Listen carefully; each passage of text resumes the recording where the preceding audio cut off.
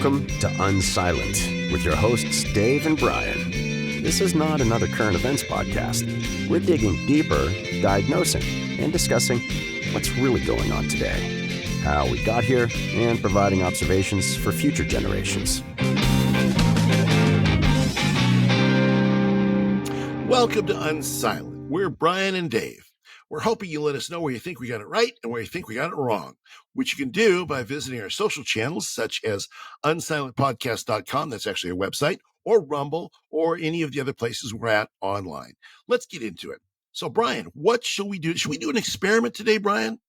Yeah, I got a couple of videos queued up here. We're gonna try it out. I think they're pretty fascinating videos, and they're only about a minute and a half long each. So if it goes completely off the rails, people can fast forward through that part of the podcast, and we'll be able to leave a comment. Or hopefully our editor will be able to clean it up and make it somewhat sensible by the time we're done. But honestly, Dave and I are hoping that we can play these videos, and it works well because it'll help. It'll only make what we're doing easier to understand rather than us paraphrasing all the time. We'll just play what people are saying. It makes it a lot easier. Exactly. So before we get to that, though, a fascinating thing happened this week, and it'll be, I will be long dead and gone. You might still be alive, but I will be long dead and gone in the year 2090 when Kenny G hears this, if he ever does. So it'll be interesting to find out if it were ever possible, if this is still something that's noteworthy, 65, 70 years from now. But essentially, in the last 7 days, our President Biden, was found by a special counsel to have committed pretty serious crimes with mishandling of classified documents. And I'm not going to get into the details of it. It's easy to find information online. No matter what, I'm pretty sure it's easy to find the information on this. But he mishandled these documents. He kept them in his garage. And if you see the pictures of where he kept in the garage, it wasn't locked up. It was like in an old disheveled box next to a lampshade that had duct tape on it. It was like an average garage that has been neglected for 6 months or 6 years. It was in this box. These documents were in this box of stuff. And the special counsel found that he was not fit to stand trial because he has a poor memory. and so elderly man with a poor memory. Yeah, he's what's the word? Was it affable? Is that what they called him? I think it was. Did he? I don't know if he said affable, but it was basically just well-meaning. Well-meaning, elderly man, basically with dementia. Memory. Basically, is what he said. Yeah. So we're in this situation where either only one of these two things can be true. This is not a thing where both things can be true at the same time. Only one of these two things can be true. Either should be tried because he's not forgetful and he doesn't have dementia and he really did do this crime and he should be prosecuted for it, or he has dementia, in which case one could argue perhaps he shouldn't be the president of the United States with all of the responsibilities and decisions that come along with that post. Perhaps he shouldn't have access to the nuclear football, that gets carried around that could maybe start World War III. Yeah, this is my question to you, and this is what's occurred to me over the last having now like 5 or 6 days to digest this. Here's the question I have for you, and if this gets too loony, I want you to stop me because this is where my brain is going, and it sounds maybe a little silly and maybe a little crazy, but we're in a situation where normal stoic thinking has let us down. Yes. So, the thing I noticed is there's not a lot of fervor about this from corporate controlled media. The NBCs of the world don't really seem to care about this. It's not that big of a deal. And so it occurs to me there's only 3 possible reasons for that. One is they don't really care that he has nuclear codes and really bad things could happen to humanity. Oops. the old man with dementia wanted the football. Bummer. And he put in the codes and bad things happen and it sucks to be him, it sucks to be us, and life doesn't go on, but shit happens. What are you gonna do? So that's one explanation. The second explanation is the what we've been told for 70 years about the nuclear capabilities is embellished and it's not really that big of a threat. That seems less likely to me, but that'd be an explanation. And the third one is the president's not really in control of those things. It kind of seems to me it has to be one of those three things. Is that am I oversimplifying this? Well, there might be one other possibility too, and that is that those that would normally report on these things are so completely scared of this outsider, crazy guy Donald Trump, as they see him, Yeah. that they're willing to literally let anything go. They're literally willing to let anything go. Now, that doesn't necessarily mitigate. Which would, to me, would fall into my bucket of like the oops, if bad things happen, Yes. bad things happen and Well, yeah, have and such. that's what I was about to say. It Yeah, doesn't yeah, yeah. mitigate any of your other points necessarily. It doesn't mitigate the idea that really, when you see him walking around Air Force One when he's not doing a prepared comment, he looks like a deer in headlights. I mean, it's like, Yeah, just those. or a fawn that was just born. Oh yeah, yeah. So it doesn't necessarily mitigate. I think it's actually both. I think it's several things. I think, there's been a lot of comparison of our current situation with that old funny movie Weekend at Bernie's, Yeah. where they're just propping the guy up and Yeah. carrying him around because he's the rich guy and he's got the money and we can't let anybody know he's really not with us anymore. And it would be probably a bad. Although our adversaries must know, I'm sure that it doesn't take them, a huge amount of super secret intelligence to know Yeah. that the president is not really all that much with it anymore. So I do think it's probably a combination of those things. I don't think I do think the nuclear threat is absolutely real. I don't think that's Yeah, a real that seems to possibility. me the one that, like, if I had to rank them, I'd put that at the bottom of the least Yeah. likely be fabrication. Yeah. Is that the nuclear proliferation we've been told about is I think that's probably real. Right. But to be fair, like that you'd have Sure. It's to in the universe of fact possibilities. it's in the It possibilities. is. And so, one of the things that I think we've been guilty of over the last several years in our era, and I'm going back through time. Obviously, I'm not a time traveler, so I wouldn't know firsthand. But one of the things I think that probably leads to these kinds of situations is we oversimplify things that are complex, and we overcomplex things that are really simple. Sure. That's true. We add complexity too much to things that are really simple. Yeah, This that's kind true. of feels to me like one of those things that it feels really complex, but it's really quite simple. Yeah. Either they don't care what happens, and the outcome of nuclear annihilation is better than Trump becoming president, which Or- I would say is probably in the world of plausibility for some of these folks that in the corporate controlled news media, right. they would rather be dead than wrong. I Yeah. mean that sincerely. I'm not joking about that. I really Yeah. believe that. Or the nukes are the hype about how many nukes there are is like been a big fallacy. I don't believe that to be true. That seems the No, one I that don't not think to be that's true likely. at all. No.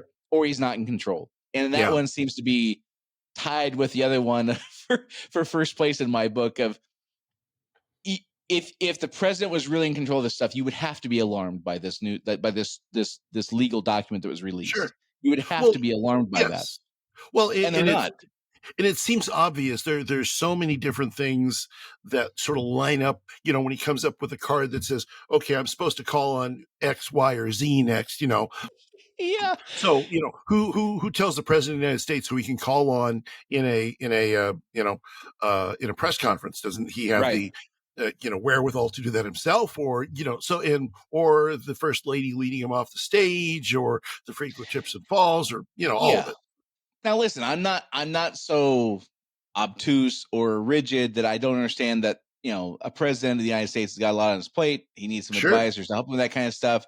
It would be nice to have a cue card. So that's one less little detail I have to worry about in a press Sure. conference. I get that stuff. I'm not criticizing the guy for that. I am just wondering, it just seems to me like perhaps over the last 20 years, 15 years, as you and I, guys like you and I have been lamenting the changes that are happening, we've been hyper focused on our government specifically as being either the cause or a lever being used to make this happen. Sure. And I think that's just because historically, like countries and governments have been the most powerful forces on the planet, historically speaking. Absolutely. Right. I don't think that's true anymore. I Sure. think that there are companies that are, US stock markety, Wall Street kind of companies that probably have more influence over the collective well-being or direction than many governments. And I think that's new. I don't think that's, I think the only thing you could equate that to would be like, the Pope in 1412 probably had more influence than many countries, right? Sure, absolutely. But Of course. outside that one example, I don't think that's a common thing where governments weren't universally the most powerful or influential forces on the planet. Does that seem accurate to you?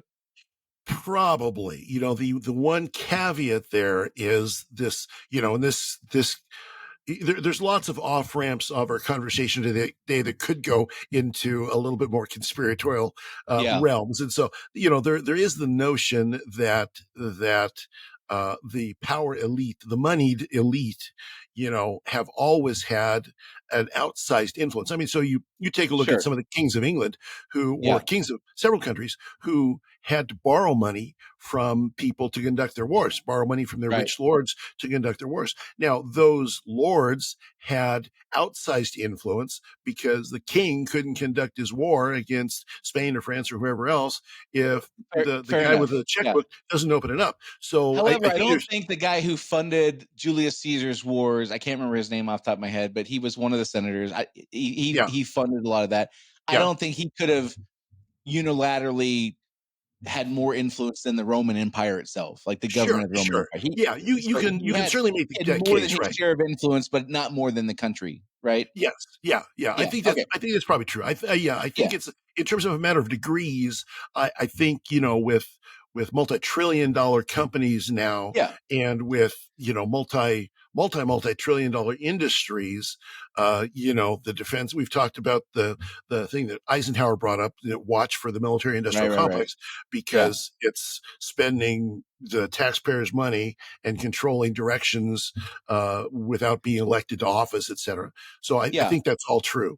So if we open ourselves up to the possibility, again, I'm not trying to become like, and I'll wear a tinfoil hat if you tell me I need to. I can craft a cool looking baseball style tinfoil hat if you think that's necessary.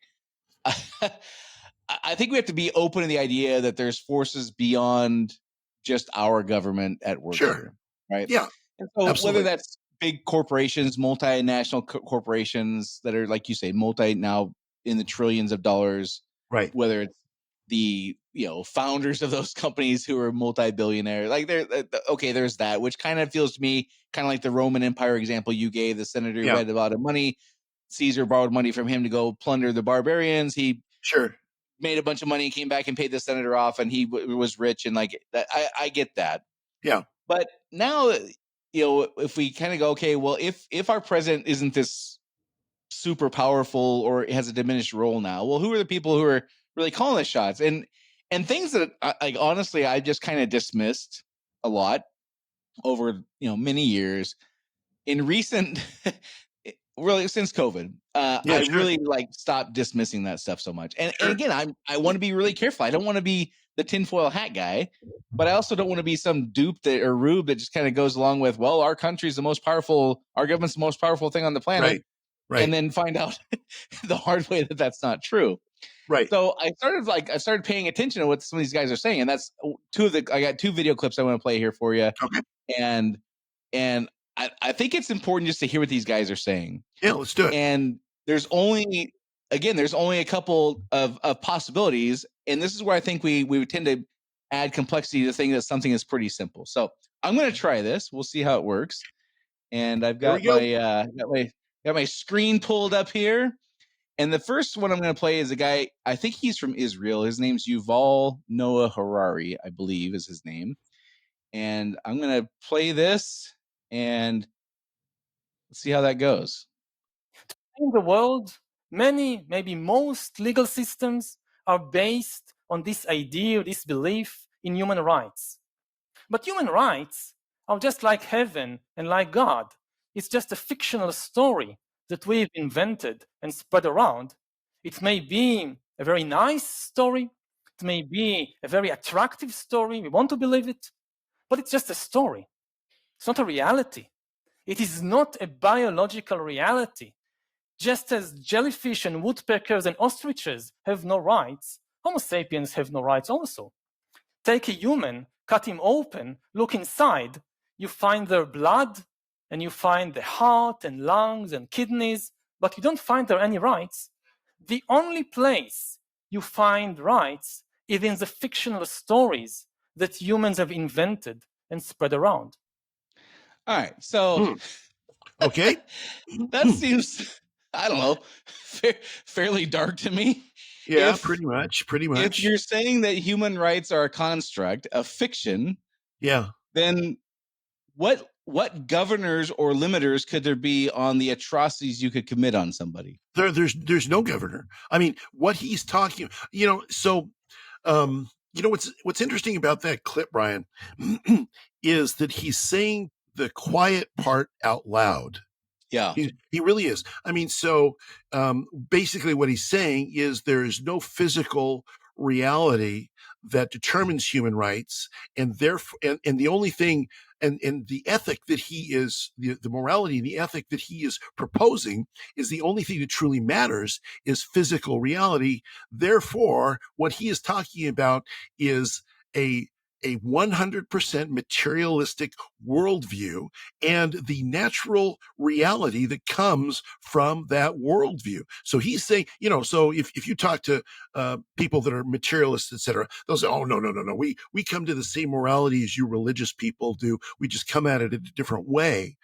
But the reality is that this guy he's spot on with, at least he's consistent with the philosophy. And that's scary. I'm going to argue that he probably has a much higher level of classical education than me. I'm going to guess he's got some kind of letters after his name that indicate that he's gone to at least 8 years of college, right? I'm sure. I barely graduated high school. So I would have prefaced this by saying I acknowledge those things to be true. But I would imagine if you cut into the earth, you wouldn't find gravity there either. Right. That's right. Yeah. So I'm not sure that saying that because you don't find rights when you cut into a human body means that rights don't exist. That doesn't seem to hold a lot of water for me. Well, it shows where, from a human perspective, the idea of that materialistic reality is the only thing that matters is a failure. I mean, because we all know inherently that, and I can bring up all sorts of things that are violations of human rights that anybody, theist, atheist, Muslim, Jew, Christian, humanist, whatever, anybody would agree with, certain things you don't do to children, certain things you don't, do to help. I mean, there's plenty of things we could all agree on, but they all depend on a notion that supersedes materialism. They all depend on notions that supersede his. I would propose that his formulation there is simplistic and just inherently unenlightened. I mean, it's just wrong. I mean, it's animalistic, if you will, because yes, the wolf that prowls the forest and kills the baby fawn and tears it apart, and it's gory and horrible and painful for the thing. We shudder against that because we are more important and more evolved or enlightened creatures, however you want to put it, than the strict materialist. Well, and we feel empathy for the fawn. Even if you understand in a pragmatic sense, like the circle of life has to work, the wolf has to eat too. Like I get that. I'm still always rooting for the gazelle when it's out running there, when it's being chased by the cheetah. Absolutely right. Yeah, exactly. Yep. So that video, and I think if I saw that right, that's a TEDx talk from like TEDx, 2014 or something like that. Yeah. I have not verified the date. I don't know. Anyhow, he's the guy that did speak at the WEF conference, and was it Davos? Is that what they call it? Yeah, Davos, Switzerland. Yeah. Okay, so he's the guy that he hangs in that crowd. So the thing that strikes me of that though is I'm going to go ahead and guess that he's not saying that he would volunteer to be exposed to the atrocities that that humankind could commit on each other. Right. I'm going to guess he's going to go ahead and figure that he's on the team that gets to do commit the atrocities to other folks. Right. And here again, I want to be careful. I don't oversimplify things that are complex, but I also don't want to add complexity to things that are simple. What is the difference between what he's aiming for there and what Hitler did with the Jews?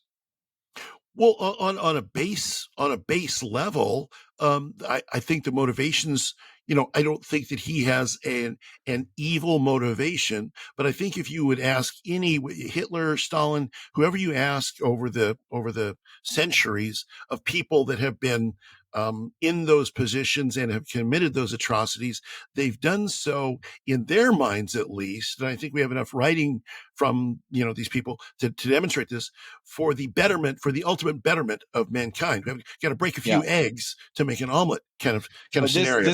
This is a great illustration of the point that I bring up like every fourth episode, which is the only story of humankind is my team thinks that we're so enlightened. We're so, That's right. God has granted us such righteousness and supremacy that whatever we should do, we need to do other folks is just like you say, if we got to break a few eggs, that's just the way it is because we are so enlightened. We're so righteous. We are correct in doing so. We are bringing about utopia. You've hurt my tribe so bad that our retribution, whatever it may be, is justified. That's the only two stories in humankind. And this story he's doing and telling is no different than the people who brought slaves over from Africa. Sure. No different than the people who went and conquered the Native Americans. And, sure. I say conquered in quotation marks because I believe that they were conquered. It wasn't stolen land, no different than Genghis Khan didn't steal land and Caesar didn't steal land. They went and conquered things, right? It's no different. Like we have needs and we're more important than you and our needs are going to come first. Like and our vision is better than yours. So the thing you find with all these people that have these notions like that, or I think all the elites that speak it, like the WEF and Davos and all these great places, is they come together in these plush environments and they talk about high-minded concepts and use multisyllabic words, and they talk about all of these things, and they're, as you say, they're in the know, and so they are the leaders, and they deserve the posh and the luxurious and all that. Yes, we're going to come together to talk about climate change in our 800 jets that spew out carbon all the way from wherever we come from to here. So it really comes down to an elitism and a belief that their thoughts and they're more highly evolved than the rest of us, and therefore if you got to crack a few eggs, you rubes that do things like run small businesses and drive around in your gas guzzling cars while we fly in our planes, you're the problem, not us. One of the things that I found interesting over the last couple of weeks is that, again, doesn't make the news, the corporate controlled news. I'm saying corporate controlled because I'm talking about the traditional news outlets that get 80% of their money from Pfizer and things like that. Exactly. Like, I don't believe that can happen without Pfizer putting their thumb on the scale a little bit on what kinds of things they're talking about. Give us a little good treatment here, would you? Yeah. So I don't think I'm stretching things too much there. No. So while you have high-minded guys like this, using multisyllabic, I'm gonna look up and see if that's a real word. It's a real word. It's a real word. As he's using these fancy words, I'm gonna say fancy instead of multisyllabic. Okay. The farmers over in Europe have just kind of put the kibosh everything by spreading manure in the streets, which I think is like fantastic. Like take your highfalutin words and your bullshit and stick it where, and we're just gonna put manure in the streets until you lower our taxes that you just imposed. Right, exactly. And it's amazing how fast we get brought back down to gravity and earth and reality when people are spreading manure in the streets. Literally, they weren't asking this Yoval guy what he thought they should do anymore. Right.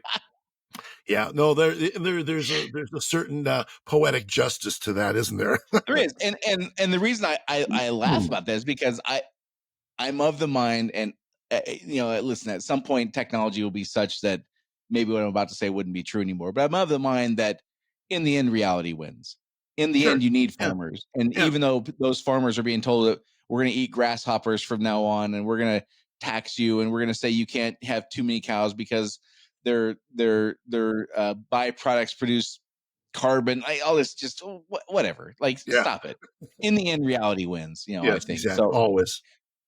But it strikes me like I don't see any difference between what this guy says in the clinical way somebody would have spoken about how it was the right thing to do to bring slaves from Africa to go pick cotton, and how it was the right thing to do to lynch, people of certain skin colors in 1932 in Mississippi. Like it's the same bullshit. It's the same. Nothing is different about it. Well, and one of the common threads of all those is to your point about reality. You have to disconnect yourself from the most basic reality to go along the lines that all of those examples that you just used show. So, for instance, in the United States, in the racial strife we've had in the United States, it's mostly, I would say, to a great extent, it's because people didn't know other people personally and in a real human way. It's like, dude, you're darker than I am, but man, you seem to have the same concerns that I have about life. It's really hard to hate somebody when you have so much in common. And when you take a look at like the farmers, well, yeah, but they're just working the dirt. They're just a bunch of troglodytes. There's another word for you to look up, right? Troglodytes. It's a good word. Troglodytes. All right. I'll add it to my list. Thanks. That's I love that word. It's a great word. But it's easy to live in these sort of in the rarefied air of the elites, thinking these thoughts that are above the rest of us when you don't know farmers, when you don't understand the the folks that are next to you that don't look like you, they're not your friends for some reason. It's a lot easier when you unplug from reality to deny reality, like this fellow is denying reality. I mean, he's ultimately denying reality for a concept that if you work it out to its ultimate end is going to hurt him and everybody else. Yeah. And I think the other piece of it that I would add to that is consequences. The people who did any, like, again, whether we use the atrocities that happened to the Jews in Germany or the surrounding areas, the people there didn't, like you said, didn't know anybody personally who suffered, basically. Right. And there was no consequences to them directly, socially or otherwise, for doing these horrible things. And they didn't believe that there would be a price to pay in the afterlife. There was no consequences to worry about then. Sure. And I'm going to guess this guy who thinks that there's no such thing as human rights probably thinks he's among the most important, powerful beings in the universe. Right. And probably has no concept that there might be a creator greater than him that he might have to answer to someday. Absolutely. Well, the very notion, as I said at the beginning, the way that the philosophy that he is directly proposing is materialism, is that there is nothing other than the material universe and the things that come from the material universe. That presupposes that there's nothing outside of the material universe that's worth thinking about because it can never interact with us. That presupposes that when your body dies, you're eaten by worms, and that's the end of that. So you don't have to worry about any kind of, long-term consequences after you die kind of thing. Yeah. So it excludes the possibility. Going back to, I don't know, very early on when you and I started doing this, we both agreed, like, we're not interested in living in a country that is a Christian country in that you could only have Theocracy. That one religion. Right. Theocracy. Where neither one of us are interested in that. Yeah. But I sure do enjoy living amongst people who are worried about what their creator is going to think of them when it's all said and done. Well, sure. And like we both know who Ben Shapiro is. He is a Jewish commentator, Jewish political commentator, smart guy, sharp guy. Yeah. Very sharp guy. Heard him say yesterday that one of the things that he believes is the best hope for America is a return to Christian values. Now, he's not a Christian. So, and I know lots of people that I've heard other people, atheists and others, that say, I don't believe what you think about the universe and afterlife, but boy, I sure do acknowledge it would be a great idea if we lived in a world like you want to live in. So, that's that. I just have to laugh about that. But it illustrates the point. All right, I'm going to share this other clip with you, and hopefully this one goes. That one went pretty smooth. I'm pretty impressed for my low ability to handle technology. I feel like that went pretty well. So this one here is about a minute long, also. So listen what this blowhard has to say. All right. Our analysis on CBDC, in particular for the use of general use, we tend to establish the equivalence with cash, and there is a huge difference there. For example, in cash, we don't know, for example, who's using a $100 bill today. We don't know who is using a 1,000 peso bill today. A key difference with the CBDC is that central bank will have absolute control on the rules and regulations that will determine the use of that expression of central bank liability. And also, we will have the technology to enforce that. Those two issues are extremely important, and that makes a huge difference with respect to what cash is. So that that didn't sound Okay. super awesome. So help me understand, Dave. Why is it so important for this guy who, I don't know what part of Europe he's from, or if he's from Australia or New Zealand? I don't know where he's from. Why does he care who's using $100 bill today? Well, and that's the thing that's interesting about that clip is he presupposes that he needs to know, and that important people need to know how you're spending that $100 bill or that $20 bill or that $5 bill. He presupposes that because he knows better how you should spend your money and what you should spend your money on, and more importantly, what you should not be allowed to spend your money on than you do. Right. And he talks about the central bank, and the central bank will have rules, and those rules are going to be things that you make the money, but you're not, you can't be trusted with this money that you make. I mean, come on, you don't show up to these events and wear nice suits and have cocktails with the rest of us. How can you be trusted to spend this money that you make every year? See, and that's that elitism that fundamentally, it's fundamental bigotry. I mean, it's intellectual bigotry on both this guy and the first guy. I would propose that this is the word that will get you into all sorts of trouble. I would propose that they're bigots. Yeah. They don't want anybody that doesn't think like them. It was funny. I'm sorry to cut you off. I gotta say this before I forget. What's funny is there's a word for sexism. There's a word for racism. There's all kinds of things, but there's not a word for people who think that they're better than others because of their education. That's an interesting point. Yeah, that's a real good point. We should create a word. We should coin a word for that. I don't know what that is. Well, we can call him troglodytes. Is that what you said? We can just call them that. Yes, they're all just troglodytes. They're all just troglodytes. So, well, I mean, at the end of the day, what I am most interested in another person is not, how tall they are, how short they are, what country they're from, what the color of their skin is, what language they speak. Those are things about them. Those are interesting things about them. It's not to say that they're not interesting, what their gender is. That's all fine. But the thing that's most interesting to me, and that's most interesting, I think, as a human being, is their thoughts. What are they thinking? Because the thing that differentiates me from my dog likes people. I like people. There's things we have in common with the animals, but the thing differentiates me is whether or not I have thoughts that are what you might call transcendent, above the rest of the material creation, and that's where these people like this fellow here.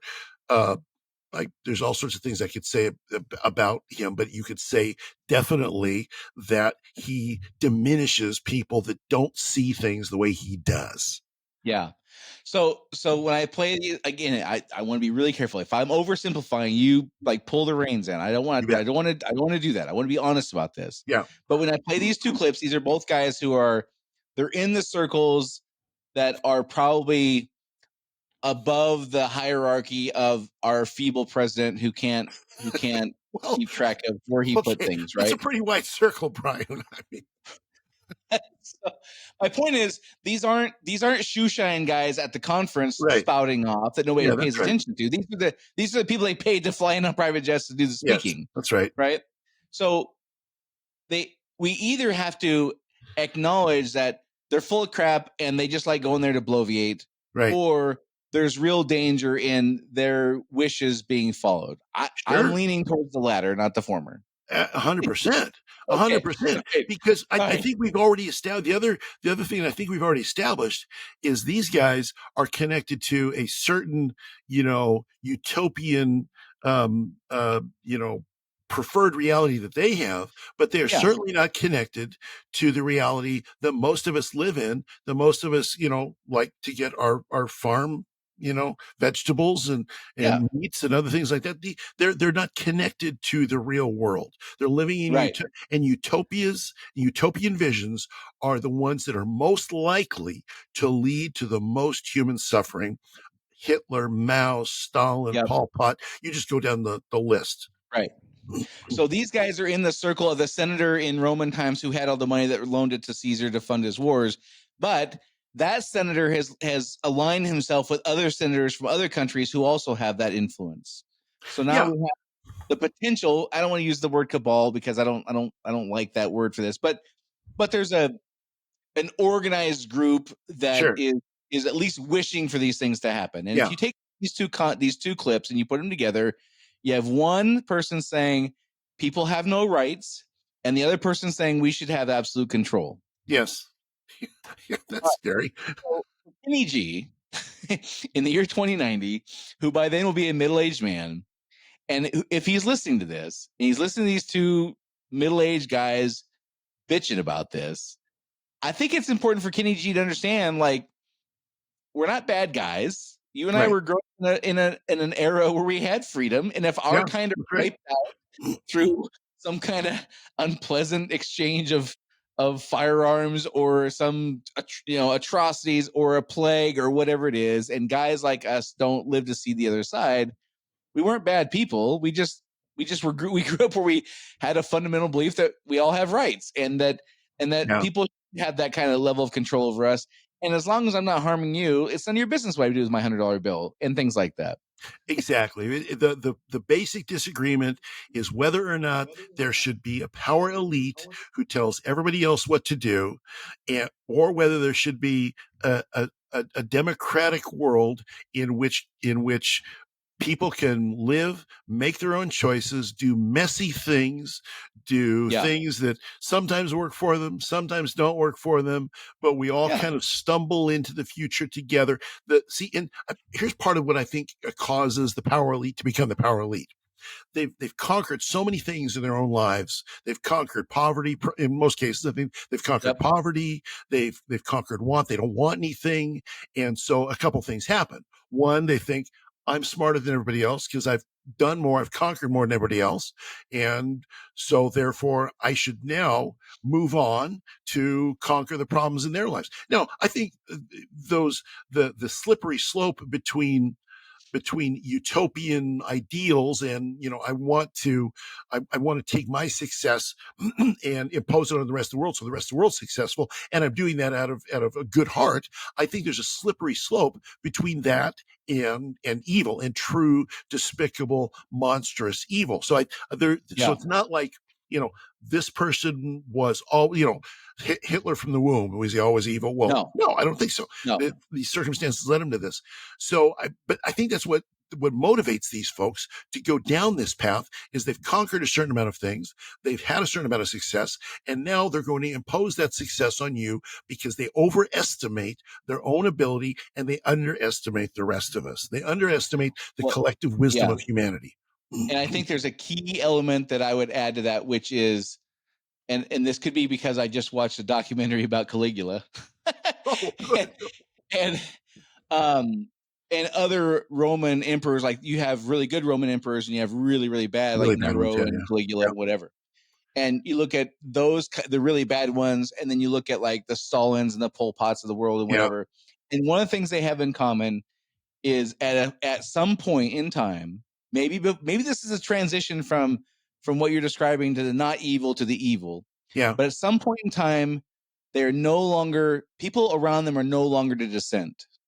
Yeah. And you do not want to be the person who comes to the emperor and says people are rioting in the streets because we have no grain, because the emperor might kill you. Right. And so nobody says that to the emperor. And so the emperor goes along as if everything is okay. And as all the emperor hears is positive, reaffirming news about how wonderful he is, because people are just afraid to tell him bad news. Right. And at some point, you do get it. You think they, in these instances, have come to believe that they're just God. Yeah, Because exactly right. they are all they hear is how wonderful they are, and they never hear any dissenting opinions because the people who give dissenting opinions end up dead. Yeah, that's exactly right. And that really, I mean, the overestimation of your own abilities, importance, etc., is the downfall of whenever anybody falls, that's usually what they fall from, whether it's a celebrity or whether it's a political leader or whether it's a movement or whatever it happens to be. I have this personal commitment to never put anybody on a pedestal ever, no matter who they are. Right. Maybe you, but no, not Yeah, even you. well, of course. I mean, I'm a given. Like, besides me, you You're a mean, of given, course. right? That's fine. But I never Yeah. put anybody on a because if you don't recognize, and this is again one of the fundamental problems with these other philosophies, if you don't recognize the limitations of what it means to be a human being, that we're a little lower than angels, the Bible says, but that we are also, but angels fell, so there's that, Yeah. and so that we are magnificent creatures, but at the same time we have to keep in mind that we are also limited and fallen and selfish and prone to do things that are not good. And if anybody loses sight of that reality, then and especially if somebody in power loses sight of, Right. it's easy, I think, for these people in power who are well spoken and who everybody, they clap when they come into the room and they cheer and they say, "Oh, look how smart this person is," etc. That person is in the greatest danger of losing themselves and being found to be everything that they're not And by I would say, that like, I'm not going to situation. say that this happened specifically with Obama because I don't know. I would. There's no way I could know this. But what I'm saying is, I could see where it could happen to a person like that. Also, Sure. where people around him didn't fear being killed, but it was very socially unacceptable to say what Right. he was saying was wrong. Right. And the consequences of being becoming a pariah because of whatever, not death, but being excluded from the cool kids club in It's very horrible. wealthy and powerful circles. Yeah. Like, it's not the same as death, but I can see where that would shut people up just as effectively. And so my point is, and again, I'm not saying this happened with Obama, but I'm saying he's a good example of, he was such a, people wanted him to do well for so many Yeah. reasons. Right. And to be the fly in the ointment just would have been like, you would have just been an outcast. And so even Right. though they weren't afraid of dying, they probably bit their tongue just the same. And so Well, a person in that circumstance could become believing that they're way more powerful and pure and righteous than they really are as well. absolutely. Well, and he's a good example, as are so many, of somebody who he's very well spoken. I mean, the man can spin a speech like, he's very, very well spoken. He comes across credible. His image is of kind of a professor. So you don't want to be on the other side of a person like that, because it's like, well, what do you got? I mean, look at this guy here. Look at his speeches. Yeah. And my point with that is, I think this is one of, I'm not saying it's the only way, but this is one of the mechanisms where they say power corrupts and absolute power corrupts absolutely. Sure does. Yeah. This is a way that would manifest itself. This is a way you could actually see that transition where all of a sudden you're surrounded by people who tell you that you can do no wrong and won't tell you really bad news. Right. How else could you end up? I mean, and you start believing it as soon as they start believing it, when they start believing that they're invincible. So Hitler's march across Europe and the lightning warfare, the blitzkrieg, and he just country after country after country, and everybody around him, they're rallying. You got millions of people all around you just chanting your name and in the street. I mean, it would take an incredibly robust personality not to let that go to your head, and and you will make mistakes. I mean, every human being who's ever been small or big, fortunately, I don't have that much I don't have that much that I can screw up in life. Right. I don't have Yeah. that much reach. So yay Yeah. team, I can't screw too much up. But somebody in one of those positions, they start believing that everything that they think and say is right. They do start to believe that they're gods, and then Right. they fall. And the Yeah, and people around them I think fall. this is an important piece. That, again, not that this is the only way it could happen, but I think it's important for us to understand the mechanics of a way it could happen, because otherwise, that saying "absolute power corrupts absolutely" Yeah. is kind of meaningless. Like, Yeah. yeah, I know, but if it was me, I'd figure out a way. Like, there's always that kind of thought that, Sure. like, yeah, but I would be different, and yeah, I wouldn't be that one. Right. But when you start to like paint a picture, imagine everyone you ever come in contact with every day for 10 years, all you ever hear is how wonderful you are, and you never hear a bad thing you do. Yeah. That's got to just mess with your brain. Like, it's Absolutely. just got to mess you up. Well, and see, the thing is, the reason we believe that if we had absolute power, it wouldn't go to our heads is because we know that we have good intentions. Well, and I still have guys from high school who would write me a note on Facebook and tell me I'm still too fat. So but you're not, and you've got good intentions, right? I have people who would bring me back to reality pretty damn quick. Well, yeah, exactly. But you see, but this is the thing, though. If we have any one of us that has absolute power, if we're honest about it, we think, well, I would use that for good, and Right. I can almost guarantee you, if everything I know about every one of the dictatorial rulers that's ever come to power, maybe Stalin's different, but almost all of them, had some level of good intention. They wanted to help people, and it just got out of control. And I think that's why we allow ourselves more and more and more leeway, because our intentions are good. And this is the problem. So there's only two ways that this will unfold. I think one is, well, yeah, there's more than two, but one, as I mentioned, is guys like you and I are just kind of are faded out over time, and by the year 2090, there's not guys who would think like me and you are still around, and they'll look back at us like we look back on cave dwellers who wrote hieroglyphics on caves, and like, Right. what were these guys thinking? Like, it'll be like that, right? Right. Or they'll be wondering, why didn't you do more to stop this? I think that's one of the things that would be a likely question that people will be asking, is like, hey, if you had all this awesome freedom, maybe they don't have that freedom in the year 2090. Yeah. What the hell's wrong with you guys? Why didn't you do more to stop this? Yeah. What's your answer to that, Dave? Well, I think it's the answer of the person that lived 4 miles from Auschwitz. It's they're living their life, and what's the risk you're willing to take? And it really couldn't get that bad.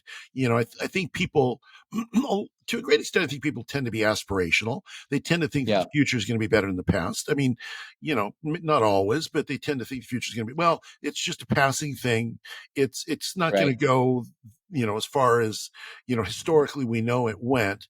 And so I think we get, and also ultimately we get into the notion of, here's what's normal, and it's always going to go back to normal. Normalcy bias. I've mentioned that before. Right. The normalcy bias. Yeah, these people are doing weird things out there, but they're never going to go that far. They're never going to do that. They'll never. They would never do that. It's too. And I have over and over and over fallen in that same trap. What are you talking about? They're going to start chopping up, little kids and telling them that they're something other than they were born. No, that's not going to happen. Nobody in their right mind would do that. But, and so that's, we get, I think we get comfortable in our lives. I think we get deluded by what we think normal is. And therefore, and when we finally figure out that, they really will go that far, then one of two things happens.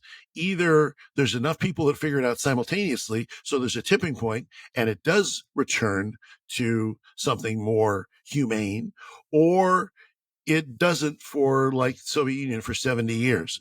I mean, I think as you and I both said on this cast a number of times, reality always wins. And so nutty ideas ultimately will collapse by their own nuttiness. Now, the danger of that is that the best example of the danger of that is the Soviet Union, from, the revolution in, 1918, ish to the fall in 1990 ish of the Soviet Union.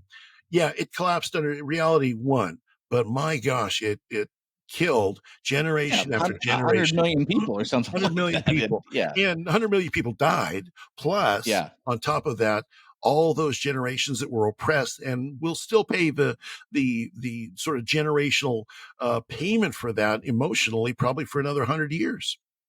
Yeah. Yeah. For me, it kind of feels like, I'm sitting in a restaurant enjoying a nice meal with my wife, and there's a toddler 3 booths over, like tantruming and just like ruining everybody's meal. Yeah. You don't want to be the first one to go over there and like slap the dad and like, hey, what the hell's your problem? We're trying to enjoy a meal here, right? Nobody wants to be the first one over there, right? Yeah. Yeah. It kind of feels like that. Like nobody wants to be the first one to because this stuff does feel so outlandish. It's so far out of what we've grown up to think of as normal. Right.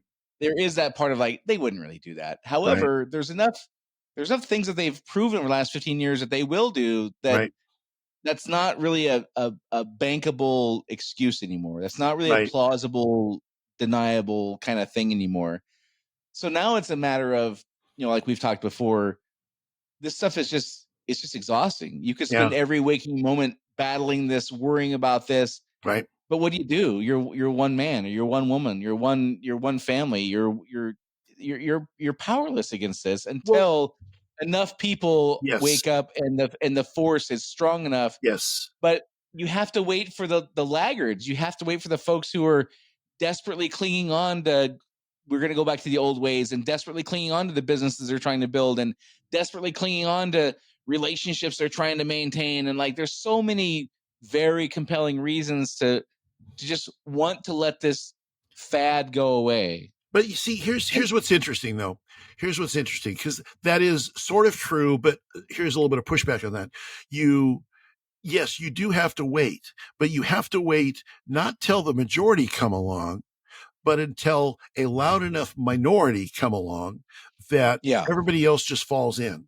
So, and this is, I think, where the elites always get it wrong. This is where the dictators always get it wrong, is they think, well, there's no way that we're going to get 50% of the people to push back on this. Right. It doesn't matter. It doesn't need to be 50%. It needs to be 20%. Like 8 or something like that, right? 8 or 10 or would you say 12%? Yeah. 12, 20, between 10 and 20%. If that's the tipping point, when that tipping point happens, then it's like the dominoes just begin to fall. And the people who say that, I knew that was wrong all along. Yeah, I've been saying this all along for a long time. No, you haven't. You've been sitting here. Well, but I'm saying it now. And it just explodes. It's a tinderbox. And I think it's that tipping point that ultimately happens that brings down those unrealistic utopian visions that are harming people. I've heard I heard a number one time. Again, I don't know how this is true or not, but I heard one time that like 3% of the population fought in the Revolutionary War, or was proponents of the revolution that founded our country. It was a very, very small. I remember being shocked. Like, it was a very small percentage. It made no sense. So all those things are true. It's exhausting, and Yes, you know what? You got grandkids to see. You got kids you want to see. You got an income. You got to make sure you got a mortgage to pay. Like, it's again, after you and I spending all this time not talking through these things, I have a whole different level of empathy for that person who lived 4 miles from Auschwitz than I used to. I used to really think very harshly of them. But over the last several years, like I kind of get it now. I don't condone it any more than I would, if there was something like that going on down the street from my house. I wouldn't not do anything. But I also kind of get that people are so desperately just wish this stuff would go away. We could get back to normal. Yeah. Man, life would be great then. If we just had it like we had it in 2007, life would be awesome. Yeah, exactly. Exactly. Yep, that's prior true. to the crash in 2007. I know somebody's gonna be like, well, in 2007 we had a big good. The day before that, wise ass. All right. Don't forget, like Dave said, we'd love to hear what you guys think. If you think we got this right, if you think we got it wrong, if we're misreading what these two guys in these clips are saying, tell us if we're exaggerating too much, if we're not being straight up about it. We'd love to hear your perspective. The whole point of this is to explain to somebody 70 years from now what this moment in time is like. And Dave and I can't do that alone. If you're watching on Rumble, it's a great place to throw a comment on there. If you're listening, go to unsilentpodcast.com or jump on the Rumble channel and find it there. Super easy to do that. We would love to hear what you think and tell us where we got it right and where we missed the mark. Until next time, this is Dave and Brian signing off. See you next week. Do you want to be unsilent? Make your voice heard on our social media channels and share where you think we got it right or wrong. Go to unsilentpodcast.com for social links so you can join the discussion.